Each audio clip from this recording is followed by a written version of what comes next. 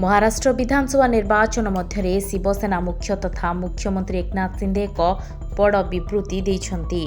से कहिछंती मो महाराष्ट्र मुख्यमंत्री पदवी पाई रेस रे नाही। महायुति रे मुख्यमंत्री पदवी पाई कोनोसी रेस नाही। महाराष्ट्र में बहुमत सह महायुति को पुणी सरकार को क्षमता को आनिबा आमर मूल लक्ष्य। महाराष्ट्र विकास अर्थ हेउछि लोकंक जीवन में उन्नति आनिबा एवं सेमानकर जीवन में परिवर्तन आनिबा। किए मुख्यमंत्री हेब प्रश्न उपरे से कहिछंती आगामी दिन में जना पड़िबो। मो महाराष्ट्र मंगल चाहूँगी। मु कौन पाइबी? महाराष्ट्र लोक माने एथिरु कौन पाइबे? आम लोक माने एथिरु कौन पाइबे? मु एहा चाहे। एहा मध्य निश्चित जे मुख्यमंत्री महायुतिरु आसिबे।